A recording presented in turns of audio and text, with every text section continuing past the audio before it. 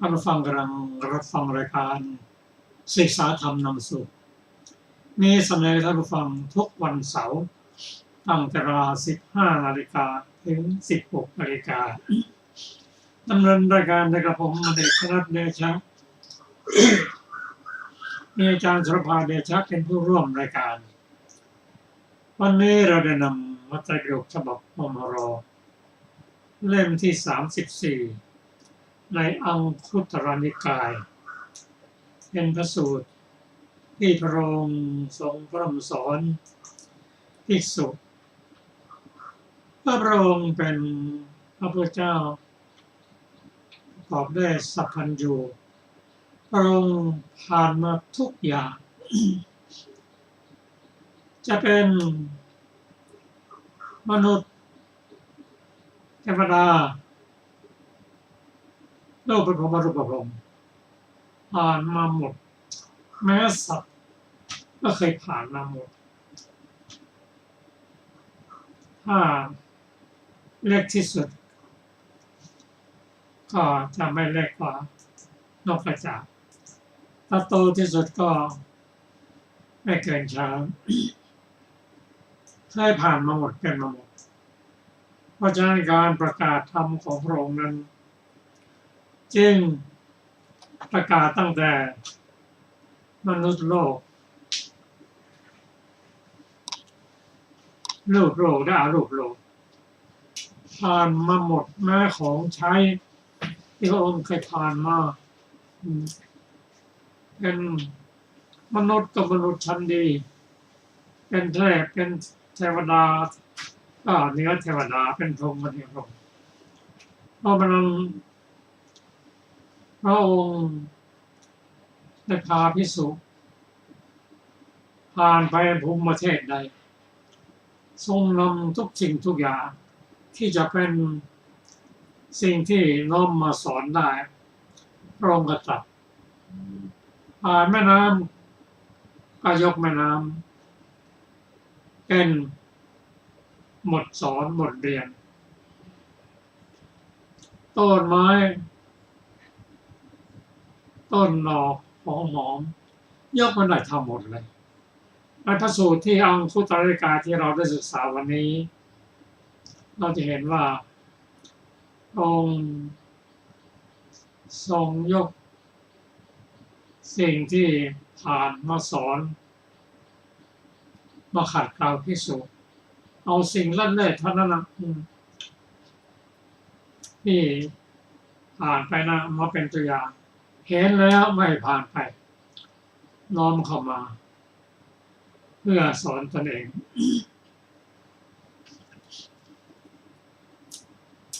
บางเรื่องที่เราจะยกมากล่าวในวันนี้พอพูดถึงเรื่องม้าองค์ทรงรู้หมดม้าชนิดไหนเป็นที่เลิศเกิดที่ไหนเป็นอย่างไรเช่นองค์คุณที่ประกอบเป็นม้าชั้นต้นนั้นก็ยกตัวอย่างเช่นองค์ที่หนึ่งนั้นม้านั้นมีสีงามเรียบปลอดรวมทั้งรูปร่างด้วยม้านั้นเป็นม้าที่แข็งแรงไม่เหน็ดเหนื่อยง่ายและมีฝีเท้าเร็วแด่ก็สิ่งเหล่านี้น้อมมาสอนภิกษุนั้นประกอบไปด้วยองค์ที่ดีเลิศ3ประการด้วยกันหนึ่งภิกษุนั้นมีวรรณะงามถ้าเปรียบเทียบเรื่องศีลก็ศีลดีการสังวรระวังเรื่องศีลดีว่าศีลเบื้องต้นของพรหมจรรย์ศีลดีสมาธิดีปัญญาดี ภิกษุนั้นเป็นผู้ที่แข็งแรงมีความเพียรมีวิริยะไม่ทอดทิ้งธุระภิกษุนั้นประกอบด้วยชาวดีว่าเป็น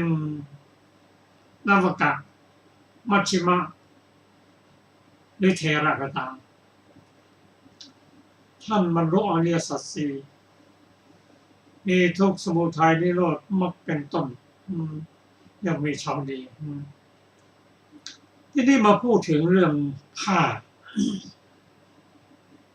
พระองค์ตรัสว่าผ้าเปลือกไม้นั้นเป็นผ้าเนื้อหยาบสัมผัสก็ไม่นุ่มนวลราคาก็แสนจะถูกเก่าแล้วประเทศเท้าก็ยังราคาเท้าอยู่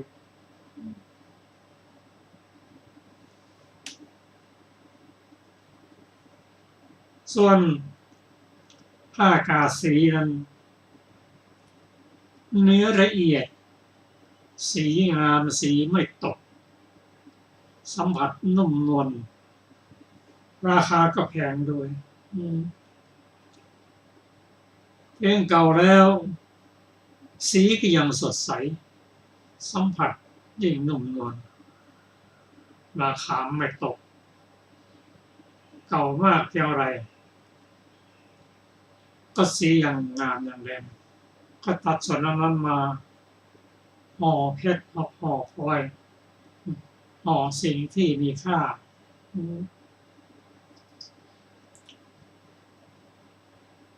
ราคา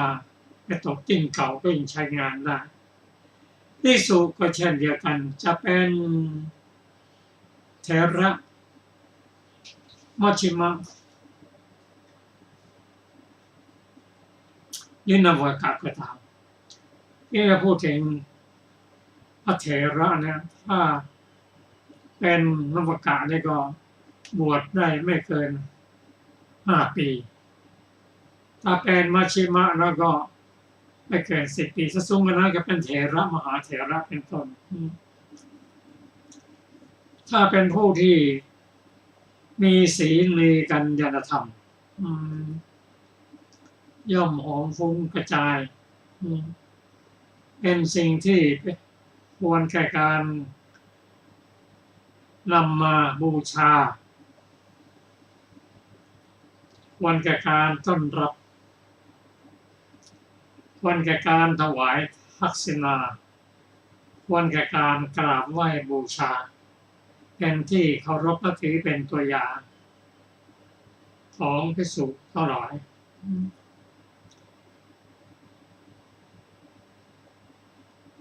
ภิกษุดังกล่าวนี้เป็นภิกษุที่บุคคลทั่วไปนำมากราบไหว้บูชาดังกล่าวแล้วหากบุคคลใดถวายปัจจัย4จะเป็นอาหารอย่างโลหมจีวรอาศัยและที่ลานก็เป็นเนื้อนาบุญจะได้บุญตอบแทนมาก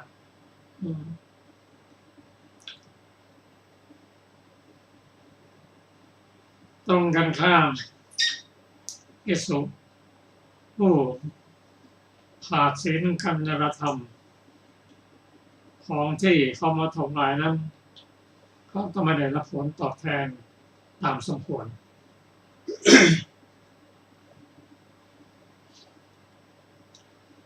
เราจะเห็นว่า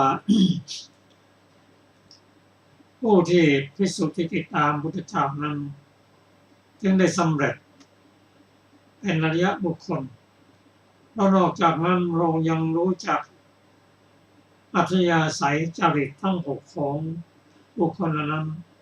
ยกสิ่งที่ควรแก่การตรัสรู้มาประกอบก็ไม่เป็นที่สงสัยพระองค์เสด็จไปที่ไหนมนุษย์เทวดานับไม่ถ้วนก็บรรลุธรรมพระสูตรต่อไปนี้อาจารย์ผู้ฟังได้รับฟังว่าทุกสิ่งทุกอย่างนั้น เป็นประโยชน์เกื้อกูลแก่ภิกษุณีอุบาสกอุบาสิกาและมหาชนก็ตามได้รับประโยชน์ทั้งสิ้นขอเชิญอาจารย์สุรภาค่ะสวัสดีค่ะท่านผู้ฟังที่เคารพทุกท่านต่อไปเป็นสูตรที่ชื่อว่าทุติยอาชานียสูตรว่าด้วยองค์3ของม้าต้นและของภิกษุเหมือนสูตรก่อนต่างกันตอนแก้ภิกษุมีเชาสูตรก่อนแก้เป็นภิกษุรู้อริยสัจซึ่งท่านว่าเป็นพระโสดาบันสูตรนี้แก้เป็นพระอนาคามีดังนี้ภิกษุมีเชาเป็นอย่างไรภิกษุในพระธรรมวินัยนี้เพราะสิ้นอารัมภาคิยสังโยชน์คือสังโยชน์เบื้องต่ำ5เป็นโอปปาติกะปรินิพพานในโลกที่เกิดมีอันไม่กลับจากโลกนั้นเป็นธรรมดาอย่างนี้เรียกว่าภิกษุมีเชาจบทุติยอาชานียสูตรที่6ซึ่งมีอัตถกถาวินิจฉัยดังต่อไปนี้ในสูตรที่6มรรค3ผล3พระผู้มีพระภาคเจ้าตรัสไว้แล้ว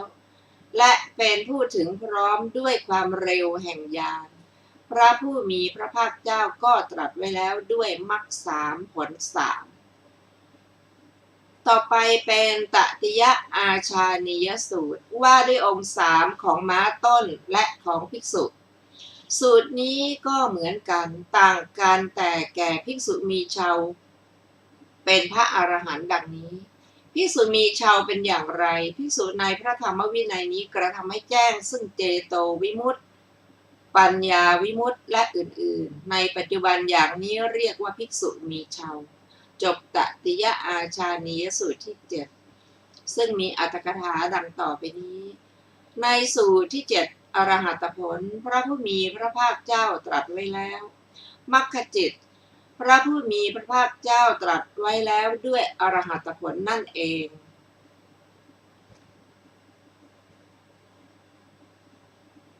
ส่วนผลไม่ควรเรียกว่าเชาเพราะเกิดขึ้นได้ด้วยเชาที่ลั่นไปแล้ว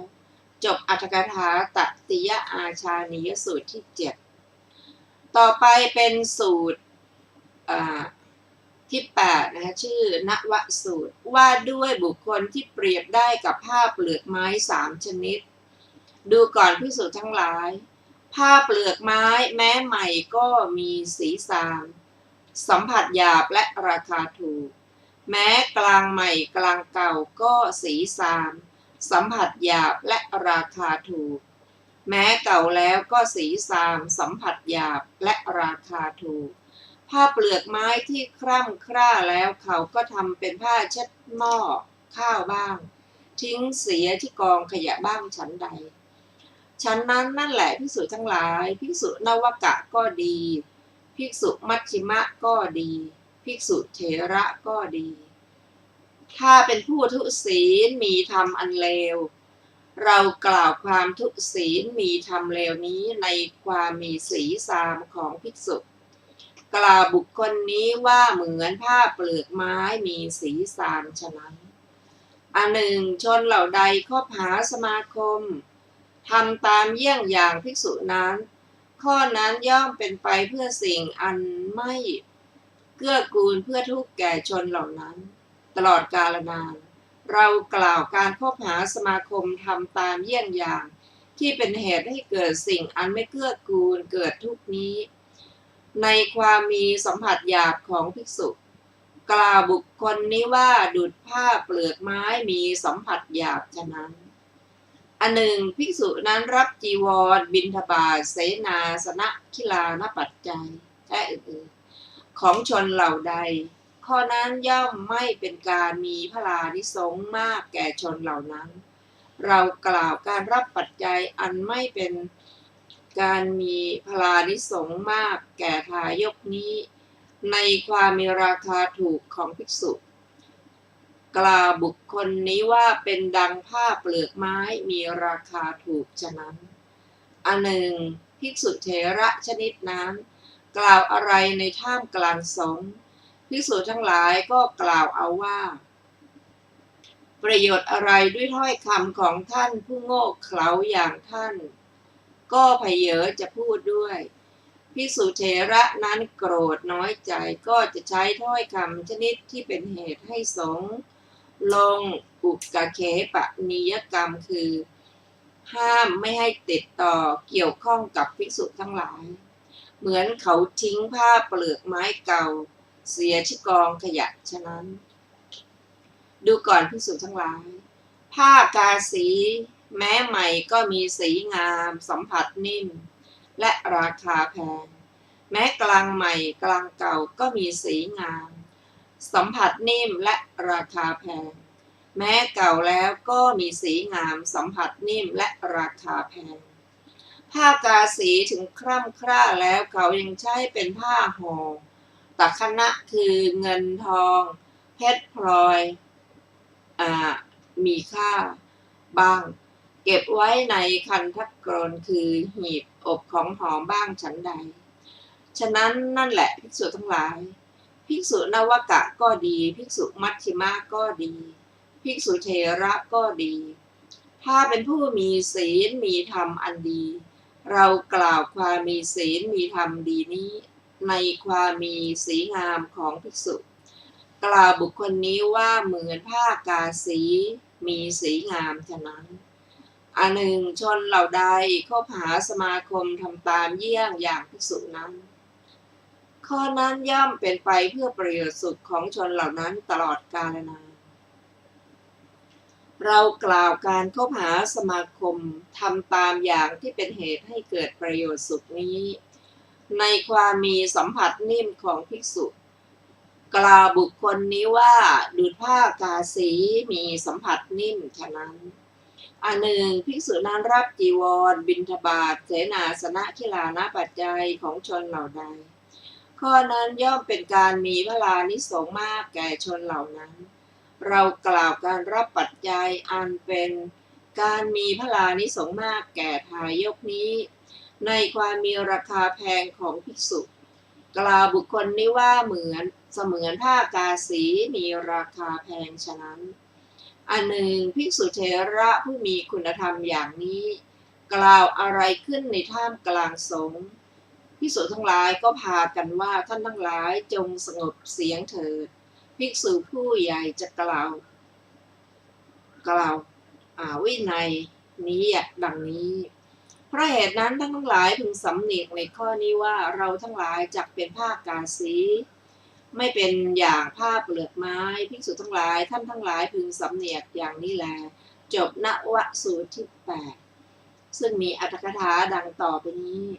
ผ้าที่ตรัสว่าใหม่เพราะอาศัยการกระทำผ้าได้ทำจากปอชื่อว่าโปตะทักโปตะทักกะผ้าที่ชื่อว่าปานกลางได้แก่ผ้ากลางเก่ากลางใหม่เพราะใช้ผ้าที่ชื่อว่าเก่าได้แก่ผ้าเก่าเพราะใช้บทว่าอุคลิปริมัชนังได้แก่เป็นผ้าเช็ดหม้อข้าวบทว่าทุกสีโลได้แก่ไม่มีศีลบทว่าทุพานนตายะได้แก่เพราะเป็นผู้มีผิวพรรณซามเนื่องจากไม่มีสีคือคุณบทว่าทิฏฐานุคติงอาปัจชันติได้แก่ภิกษุทั้งหลายพากันทำตามอย่างที่ภิกษุนั้นทำไว้แล้วบทว่านะมหาพลังโหติความว่าไม่มีผลมากโดยผลคือวิบากบทว่านะมหานิสังความว่าไม่มีอานิสงส์มากโดยอานิสงส์คือวิบากบทว่าอัปปักขตายะได้แก่เพราะการรับนั้นมีค่าน้อยโดยค่าคือวิบากบทว่ากาสิกังวัฏถังได้แก่ผ้าที่ทอโดยปั่นจากฝ้ายก็แลผ้าชนิดนั้นเกิดขึ้นเฉพาะในแคว้นกาสีบทที่เหลือง่ายทั้งนั้นส่วนศีลในสูตรนี้พระผู้มีพระภาคเจ้าตรัสไว้ปนกันแลจบอรรถกถาของนวสูตรที่8ต่อไปเป็นโลนกะสูตรว่าด้วยการให้ผลของกรรม ดูก่อนภิกษุทั้งหลาย ใครพึงกล่าวว่าคนทำกรรมอย่างใดอย่างใดย่อมเสวยกรรมนั้นอย่างนั้นอย่างนั้นดังนี้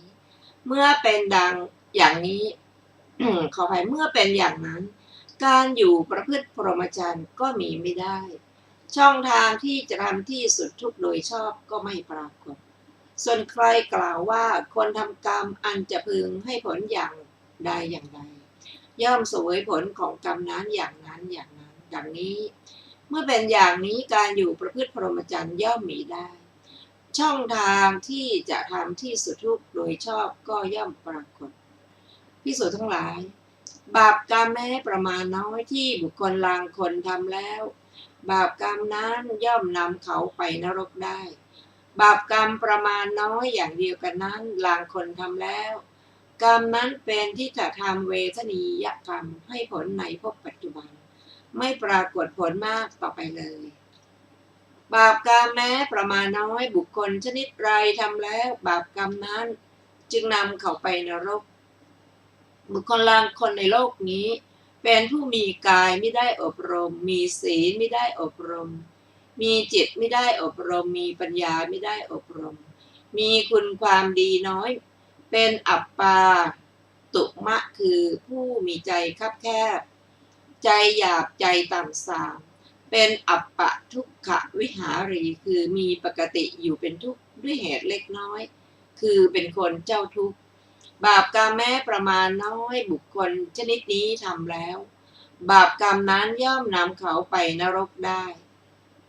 บาปกรรมประมาณน้อยอย่างเดียวกันบุคคลชนิดไรทำแล้วกรรมนั้นจึงเป็นทิฏฐธรรมเวทนียกรรมไม่ปรากฏผลมากต่อไปเลยบุคคลลางคนในโลกนี้เป็นผู้มีกายได้อบรมมีศีลได้อบรมมีจิตได้อบรมแล้วมีปัญญาได้อบรมแล้วมีคุณความดีมากเป็นมหาตมะผู้มีใจกว้างขวางใจบุญใจสูงเป็นอัปปมานะวิหารีคือมีปกติอยู่ด้วยธรรมอันหาประมาณไม่ได้คือเป็นคนไม่มีหรือไม่แสดงกิเลสซึ่งจะเป็นเหตุให้เขาประมาณได้ว่าเป็นคนแค่ไหนบาปกรรมประมาณน้อยอย่างเดียวกันนั้นบุคคลชนิดนี้ทำแล้วกรรมนั้นเป็นทิฏฐธรรมเวทนียกรรมไม่ปรากฏผลมากต่อไปเลยดูก่อนภิกษุทั้งหลายต่างว่าคนใส่เกลือลงไปในถ้วยน้ำเล็กๆ1 ก้อนท่านทั้งหลายจะสำคัญว่าอะไรน้ำอันน้อยในถ้วยนั้นจะกลายเป็นน้ำเค็มไม่น่าดื่มไปเพราะเกลือก้อนนั้นใช่ไหมภิกษุตอบว่าเป็นเช่นนั้นพระพุทธเจ้าข้าเพราะเหตุไรภิกษุตอบว่าเพราะเหตุว่าน้ำในถ้วยนั้นมีน้อยมันจึงเค็มได้เพราะเกลือก้อนนั้นพระผู้มีพระภาคเจ้าถามต่อไปว่าต่างว่าคนใส่เกลือก้อนขนาดเดียวกันนั้นลงไปในแม่น้ำคงคาท่านทั้งหลายจะสำคัญว่าไกลน้ำในแม่น้ำคงคานั้นจะกลายเป็นน้ำเค็มดื่มไม่ได้เพราะเกลือก้อนนั้นหรือภิกษุตอบว่าหาไม่ได้พระพุทธเจ้าข้าเพราะเหตุอะไรภิกษุตอบว่าเพราะเหตุว่าน้ำในแม่น้ำคงคามีมากน้ำนั้นจึงไม่เค็มเพราะเกลือก้อนนั้นพระผู้มีพระภาคเจ้าตรัสต่อไปว่าฉะนั้นนั่นแหละภิกษุทั้งหลายบาปกรรมแม้ประมาณน้อยบุคคลลางคนทำแล้วบาปกรรมนั้นย่อมนำไปนรกได้ส่วนบาปกรรมประมาณน้อยอย่างเดียวกันนั้นลางคนทำแล้วกรรมนั้นเป็นทิฏฐธรรมเวทนียกรรมไม่ปรากฏผลมากต่อไปเลยภิกษุทั้งหลายคนลางคนย่อมผูกพันเพราะทรัพย์แม้กึ่งกหาปณะแม้1 กหาปณะแม้100 กหาปณะส่วนลางคนไม่ผูกพันเพราะทรัพย์เพียงเท่านั้นคนอย่างไรจึงผูกพันเพราะทรัพย์แม้กึ่งกหาปณะคนลางคนในโลกนี้เป็นคนจนมีสมบัติน้อยมีโภคะน้อยคนอย่างนี้ย่อมผูกพันเพราะทรัพย์แม้กึ่งกหาปณะคนอย่างไรไม่ผูกพันเพราะทรัพย์เพียงเท่านั้นคนลางคนในโลกนี้เป็นผู้มั่งคั่งมีทรัพย์มากมีโภคะมากคนอย่างนี้ย่อมไม่ผูกพันเพราะทรัพย์เพียงเท่านั้นฉะนั้นนั่นแหละภิกษุทั้งหลาย บาปกรรมแม้ประมาณน้อยบุคคลลางคนทำแล้วบาปกรรมนั้นย่อมนำเขาไปนรกได้ส่วนบาปกรรมประมาณน้อยอย่างเดียวกันนั้นบุคคลลางคนทำแล้วกรรมนั้นเป็นที่ขัดธรรมเวทนียกรรมไม่ปรากฏผลมากต่อไปเลยภิกษุทั้งหลายพรานแกะหรือคนฆ่าแกะลางคนอาจฆ่ามัดย่างหรือทำตามประสงค์ซึ่งแกะที่ขโมยเขามาได้ลางคนไม่อาจทำอย่างนั้นพรานแกะหรือคนฆ่าแกะเช่นไรจึงอาจฆ่ามัดย่างหรือทำตามประสงค์ซึ่งแกะที่ขโมยเขามาได้ลางคนเป็นคนยากจนมีสมบัติน้อยมีโภคะน้อยพรานแกะหรือคนฆ่าแกะเช่นนี้อาจฆ่าซึ่งแกะที่ขโมยเขามาได้พรานแกะหรือคนฆ่าแกะเช่นไรไม่อาจทำอย่างนั้นลางคนเป็นผู้มั่งคั่งมีทรัพย์มากมีโภคะมากเป็นพระราชาหรือราชมหาอมาตย์พรานแกะหรือคนฆ่าแกะเช่นนี้ไม่อาจทำอย่างนั้นมีแต่ว่าคนอื่นจะประนมมือขอกับเขาว่าท่านผู้นิรทุกข์ท่านโปรดให้แกะหรือทรัพย์ข้าซื้อแกะแก่ข้าพเจ้าบ้างดังนี้ฉันใดฉะนั้นเหมือนกันภิกษุทั้งหลายบาปกรรมแม้ประมาณน้อยบุคคลลางคนทำแล้วบาปกรรมนั้นนำเขาไปนรกได้ส่วนบาปกรรมประมาณน้อยอย่างเดียวกันนั้นลางคนทำแล้วกรรมนั้นเป็นทิฏฐธรรมเวทนียกรรมไม่ปรากฏผลมากต่อไปเลยภิกษุทั้งหลายใครกล่าวว่าคนทำกรรมอย่างใดอย่างใดย่อมเสวยกรรมอย่างนั้นอย่างนั้นดังนี้เมื่อเป็นอย่างนั้นการอยู่ประพฤติพรหมจรรย์ย่อมมีไม่ได้ช่องทางที่จะทำที่สุดทุกโดยชอบก็ไม่ปรากฏส่วนใครกล่าวว่าคนทำกรรมอันจะพึงได้ให้ผลอย่างใดอย่างใดย่อมเสวยผลของกรรมอย่างนั้นอย่างนั้นดังนี้เมื่อเป็นอย่างนี้การอยู่ประพฤติพรหมจรรย์ย่อมมีได้ช่องทางที่จะทำที่สุดทุกโดยชอบก็ย่อมปรากฏจบโลนกะสูตรที่9ซึ่งมีอรรถกถาดังต่อไปนี้บทว่ายะถายะถายังตัดบทเป็นยะถายะถาอายังบทว่าตถาตถาตังได้แก่ตถาตถาตังกัมมังมีคำอธิบายดังนี้ว่าผู้ใดพึงกล่าวไว้อย่างนี้ว่าบุคคลทำกรรมไว้โดยประการใดๆก็จะเสวยวิบากหรือผลของกรรมนั้นโดยประการนั้นๆเพราะว่าใครๆไม่สามารถที่จะไม่เสวยวิบากของกรรมที่ทำไว้แล้วเพราะฉะนั้นบุคคลทำกรรมไว้เท่าใดก็จะเสวยวิบากของกรรมเท่านั้นทีเดียวบทว่าเอวังสันตังคือเอวังสันเตแปลว่าเมื่อเป็นอย่างนี้บทว่าพรหมจริยาเข้าไปพรหมจริยวาโสนะโหติความว่าอุปัชฌเวทนียกรรมใดที่ทำไว้ก่อนการทำมรรคให้เกิดมีเพราะอุปัชฌเวทนียกรรมนั้นอันตนจะต้องเสวยเป็นแน่แท้พรหมจรรย์แม้อยู่จบแล้วก็ไม่เป็นอันอยู่เลยบทว่าโอกาโสนปัญญายติสัมมาทุกขสะอันตกิริยายะความว่าก็เพราะเหตุที่เมื่อเป็นเช่นนี้การประมวลกรรมและการเสวยผลของกรรมยังคงมีอยู่ฉะนั้นโอกาสแห่งการทำที่สุดแห่งวัฏทุกข์โดยเหตุโดยนัยยะชื่อว่าไม่ปรากฏบทว่ายะถายะถาเวทนิยังได้แก่อันตนพึงเสวยโดยอาการใดๆบทว่าตถา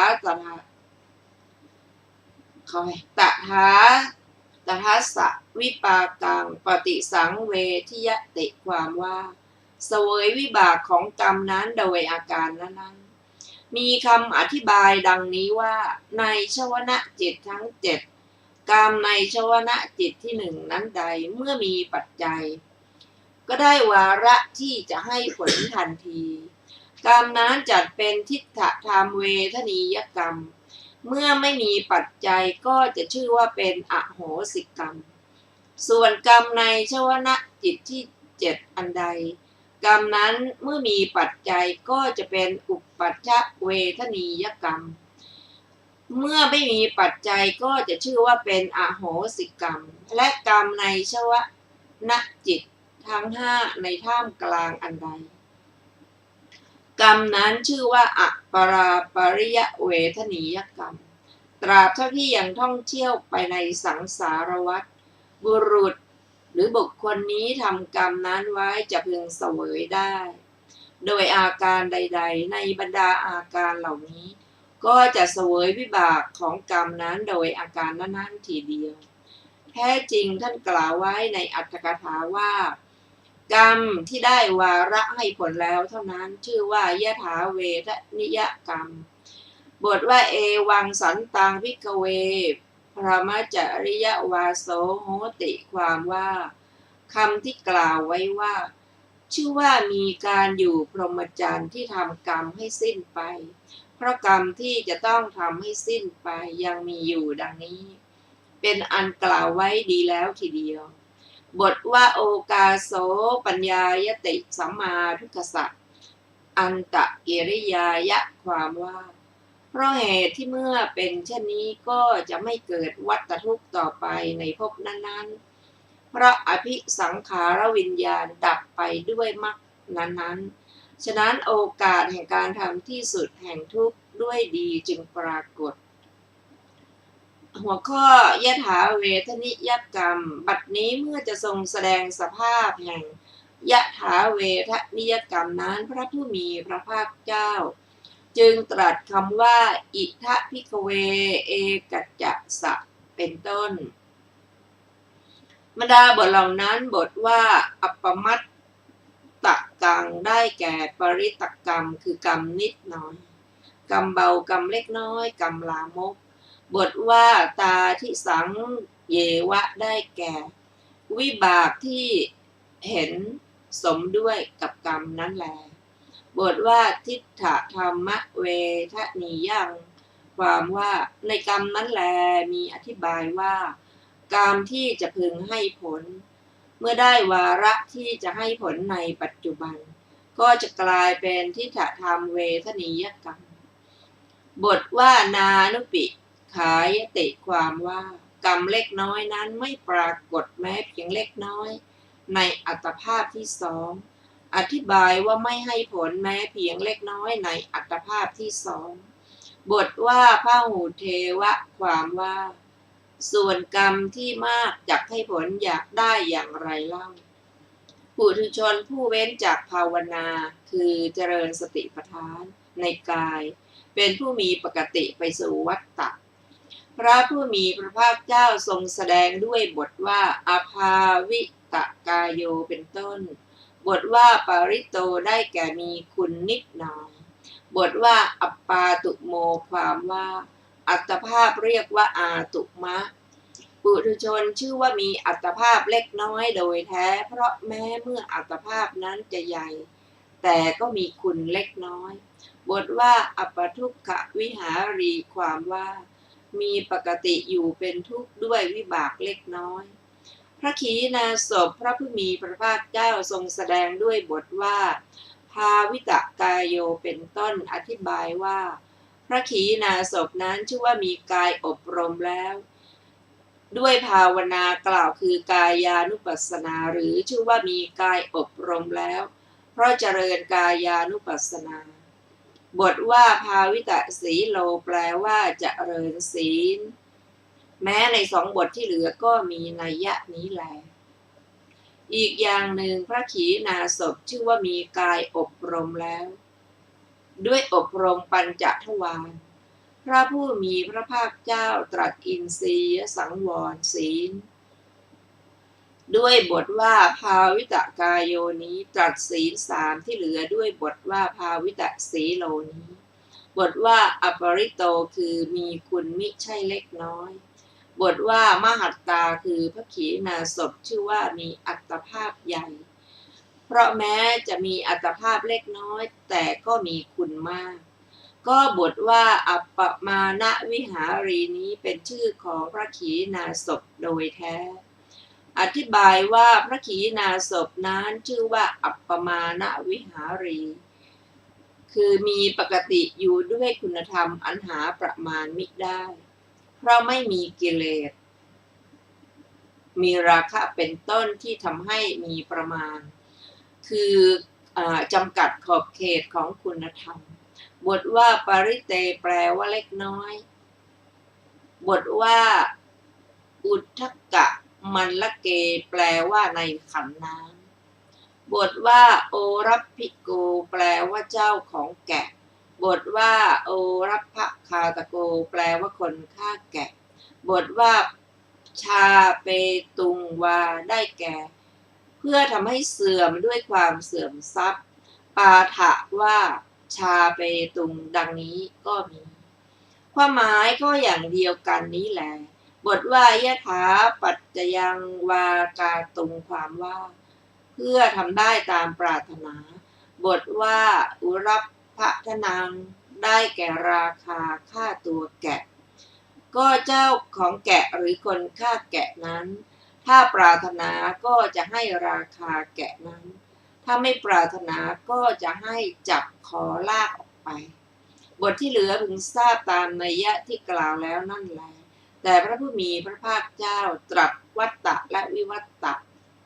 นิพพานเอาไว้ในสูตรนี้แหละจบอรรถกถาของโลนกะสูตรที่ 9ต่อไปเป็นสูตรที่ 10ชื่อว่าสังฆสูตรว่าด้วยอุปกิเลส3อย่างดูก่อนภิกษุทั้งหลายมีอยู่อุปกิเลสเครื่องทำให้หมองอย่างหยาบของทองคือทรายปนดินหินกรวดคนล้างดินหรือลูกมือเอาทองนั้นใส่ลงในรางแก้วล้างซาวเอาเครื่องมัวหมองอย่างหยาบนั้นออกเมื่อสิ้นเครื่องมัวหมองอย่างหยาบแล้วยังมีเครื่องมัวหมองอย่างกลางคือกรวดละเอียดทรายหยาบคนล้างดินหรือลูกมือก็ล้างซาวเอาเครื่องมัวหมองอย่างหยาบอย่างกลางนั้นออกครั้นหมดเครื่องมัวหมองอย่างกลางแล้วยังมีเครื่องมัวหมองอย่างละเอียดคือทรายละเอียดผงดำคนล้างดินหรือลูกมือก็ล้างซาวเอาเครื่องมัวหมองอย่างละเอียดนั่นออกอีกเมื่อเครื่องมัวหมองอย่างละเอียดนั้นสิ้นไปทีนี้ก็เหลืออยู่แต่แร่ทองช่างทองหรือลูกมือเอาแร่ทองนั้นใส่เบ้าสูบเป่าไล่ขี้ทองนั้นยังไม่ได้สูบเป่าไล่ขี้ยังไม่ละลายยังไม่หมดราคีก็ยังไม่อ่อนยังแต่งไม่ได้สียังไม่สุกยังแตกได้และใช้การยังไม่ได้ดีต่อเมื่อช่างทองหรือลูกมือสูบเป่าไล่ขี้ไปจนได้ที่หมดราคีแล้วทองนั้นจึงอ่อนแต่งได้สีสุกไม่แตกและใช้การได้ดีจะประสงค์ทำเป็นเครื่องประดับชนิดใดๆเช่นเข็มขัดต้มหูสร้อยคอสังวาลก็ได้ตามต้องการฉะนั้นแหละภิกษุทั้งหลายอุปกิเลสอย่างหยาบของภิกษุผู้ประกอบอธิจิตมีอยู่คือกายทุจริตวจีทุจริตมโนทุจริตภิกษุชาติบัณฑิตมีจิตสมบูรณ์ละถ่ายถอนอุปกิเลสอย่างหยาบนั้นให้สิ้นไปให้ไม่มีต่อไปครั้นละอุปกิเลสอย่างหยาบให้สิ้นไปแล้วยังมีอุปกิเลสอย่างกลางคือกามวิตกพยาบาทวิตกวิหิงสาวิตกภิกษุชาติบัณฑิตมีจิตสมบูรณ์ละถ่ายถอนอุปกิเลสอย่างกลางนั้นให้สิ้นไปครั้นละอุปกิเลสอย่างกลางให้สิ้นไปแล้วยังมีอุปกิเลสอย่างละเอียดคือชาติวิตกความตรึกถึงชาติชนบทวิตกความตรึกถึงชนบทอนาวัญญติปฏิสังยุตตวิตกคือความตรึกเกี่ยวกับด้วยการจะไม่ให้คนอื่นดูหมิ่นภิกษุชาติบัณฑิตมีจิตสมบูรณ์ละเลิกอุปกิเลสอย่างละเอียดนั้นให้สิ้นไปให้ไม่มีต่อไปครั้นละอุปกิเลสอย่างละเอียดให้สิ้นไปแล้วทีนี้เหลืออยู่แต่ธรรมวิตกคือความตรึกในธรรมนั่นเป็นสมาธิที่ยังไม่ละเอียดไม่ประณีตไม่ได้ความรำงับไม่ถึงความเด่นเป็นหนึ่งเป็นพรตที่ยังต้องใช้ความเพียร ข่มห้ามไว้ซึ่งอกุศลวิตกมีอยู่ภิกษุทั้งหลายคราวที่จิตแน่วแน่ตั้งมั่นเด่นเป็นหนึ่งในภายในนั่นเป็นสมาธิละเอียดประณีตได้ความระงับถึงความเด่นเป็นหนึ่งไม่เป็นพรตที่ต้องใช้ความเพียรข่มห้ามภิกษุน้อมจิตที่เป็นสมาธิอย่างนั้นไปเพื่อกระทำให้แจ้งด้วยอภิญญาคือความรู้ยิ่งความรู้เกินวิสัยคนสามัญซึ่งอภิญญาสัจจิกะกรณียธรรมมันพึงกระทำให้แจ้งด้วยอภิญญาใดๆในเมื่อความพยายามมีอยู่เธอย่อมถึงความเป็นผู้อาจทำให้ประจักษ์ได้ในอภิญญาสัจจิกรณียธรรมนั้นๆคือ 1. ถ้าเธอจำนงว่าขอเราพึงแสดงฤทธิ์ได้หลายอย่างต่างวิธีคือคนเดียวนิรมิตให้เป็นคนมากก็ได้เป็นคนมากแล้วกลับเป็นคนเดียวก็ได้ทำสิ่งที่กำบังให้แลเห็นก็ได้ทำสิ่งที่แลเห็นให้กำบังก็ได้ผ่านฝาผ่านกำแพงผ่านภูเขาไปได้ไม่ติดขัดดุดไปในที่ว่างก็ได้ดำลงไปในแผ่นดินและผุดขึ้นในที่ต้องการดุดดำและผุดในน้ำก็ได้ไปบนพื้นน้ำอันไม่แตกดุดเดินบนพื้นดินก็ได้นั่งไปในอากาศดุดนกบินก็ได้แตะต้องรูปคลำพระจันทร์พระอาทิตย์อันมีฤทธิ์มีอานุภาพมากปานนี้ด้วยฝ่ามือก็ได้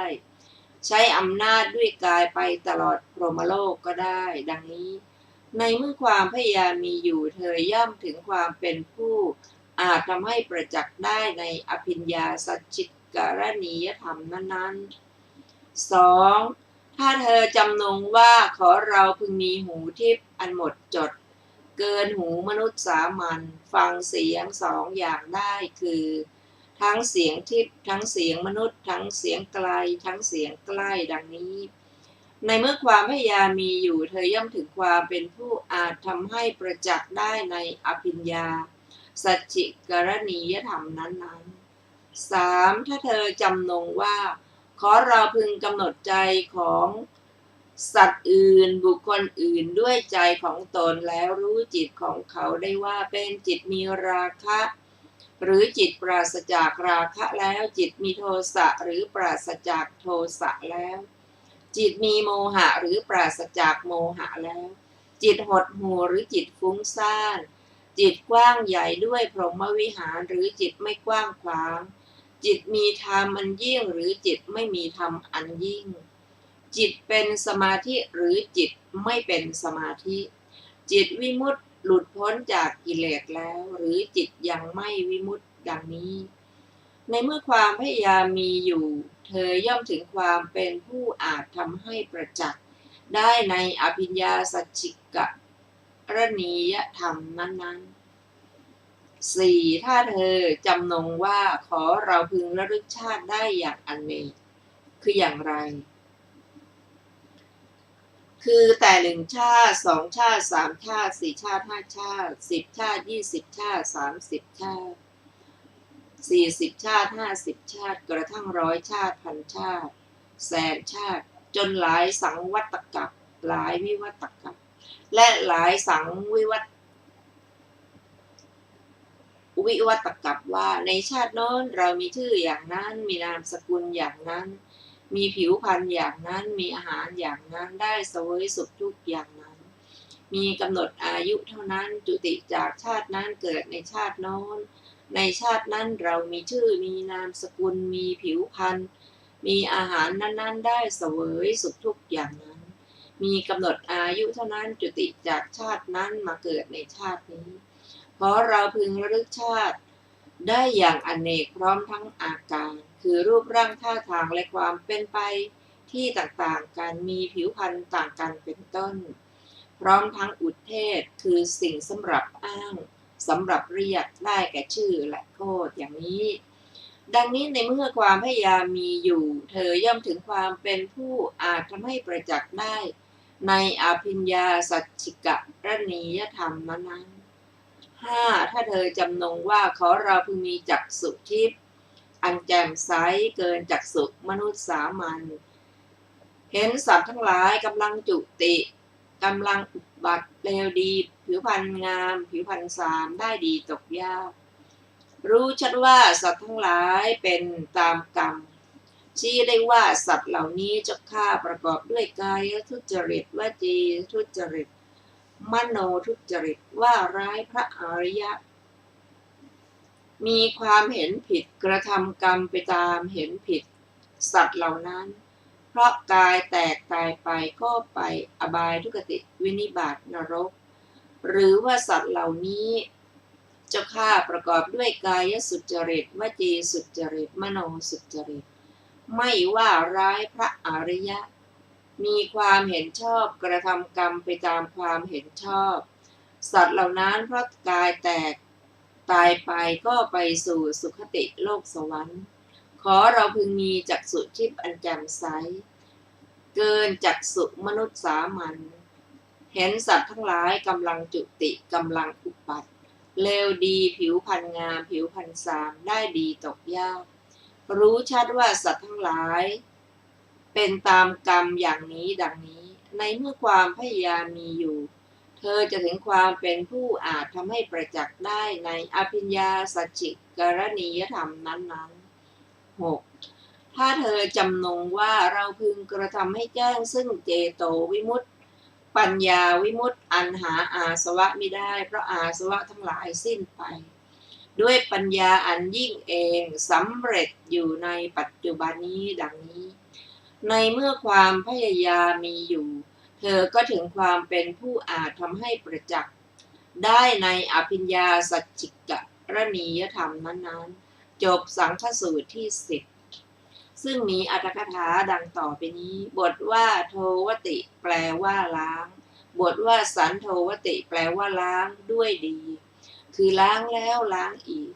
บทว่านิโทวติแปลว่าล้างโดยไม่มีมลทินเหลือบทว่าอนิทันตังคือยังไม่ได้ถลุงบทว่าอนินนีตกาสาวังคือยังไม่ได้ไล่ขี้บทว่าปพังคุได้แก่มีการแตกสลายไปเป็นสภาพเว้นทองคำที่หลอมแล้วที่เหลือเพียงเอากำปั้นทุบก็แตกบทว่าปัตตกายะได้แก่เพื่อต้องการให้เป็นแผ่นทองคำบทว่าชีวายเกได้แก่เครื่องประดับคอบทว่าอธิจิตตังได้แก่จิตที่อบรมด้วยสมถะและวิปัสสนาบทว่าอนุยุตตัสสะได้แก่เจริญบทว่าสัจเจตโสได้แก่สมบูรณ์ด้วยจิตบทว่าทัพพะชาติโกได้แก่เป็นบัณฑิตโดยกำเนิดในวิตกทั้งหลายมีกามวิตกเป็นต้นมีอธิบายว่าวิตกที่ปรารภกามเกิดขึ้นชื่อว่ากามวิตกวิตกที่สัมปยุตด้วยพยาบาทชื่อว่า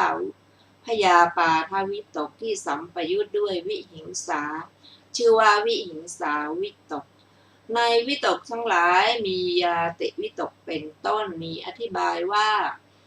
วิตกที่ปรารภญาติเกิดขึ้นโดยนัยยะเป็นต้นว่าญาติของเราทั้งหลายจำนวนมากมีบุญชื่อว่ายาติวิตกวิตกที่อาศัยเรือน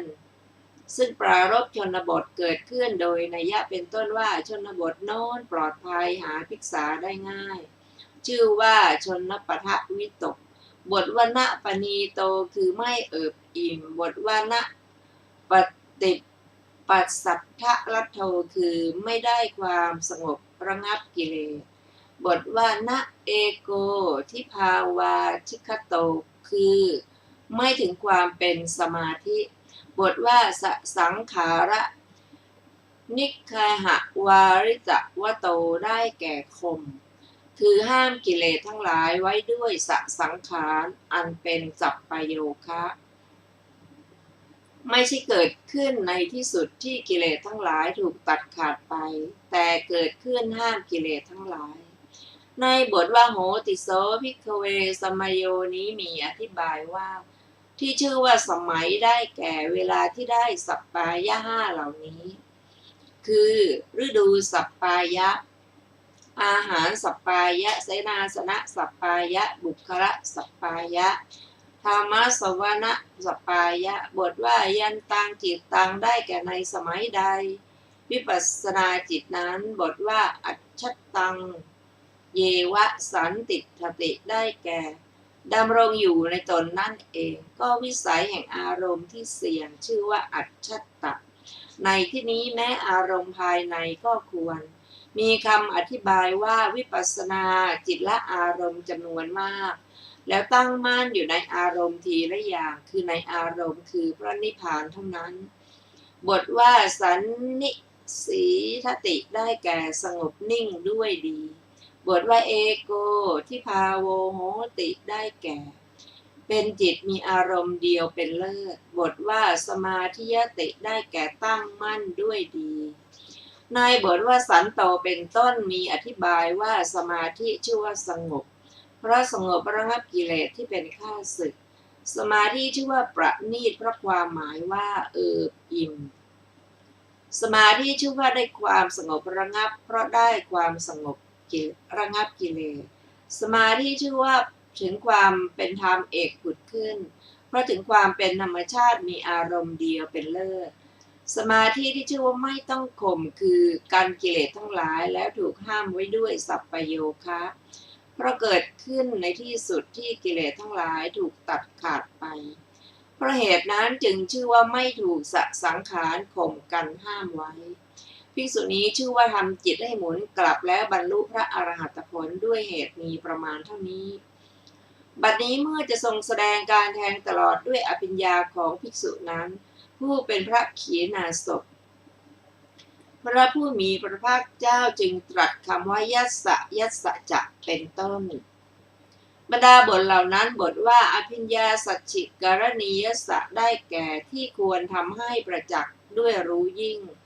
บทว่าสติอายตเนความว่าเมื่ออายตนะกล่าวคือบุรพเหตุและประเภทแห่งฌานเป็นต้นที่จะพึงได้ในบัดนี้มีอยู่คือเมื่อเหตุมีอยู่ก็กถาพรรณนาเรื่องอภิญญานี้ของพระขีณาสพนั้นพึงทราบโดยพิสดารตามนัยยะที่กล่าวไว้แล้วในวิสุทธิมรรคนั่นแลส่วนบทว่าอาสวานังขยาเป็นต้นในสูตรนี้พึงทราบว่าตรัสไว้แล้วด้วยอำนาจพระสมาบัติจบอรรถกถาของสังฆสูตรที่10ท่านผู้ฟังที่เคารพเข้าวันนี้รายการศึกษาธรรมนำสุขก็ได้หมดเวลาลงแล้วขอขอบพระคุณทุกท่านที่ได้ร่วมศึกษาด้วยกันเราจะมาพบกันใหม่ในวันศุกร์หน้าเวลา 14 นาฬิกาเป็นต้นไปวันนี้ขอมีความสุขสวัสดีเจริญในธรรมยิ่งๆค่ะสวัสดีค่ะ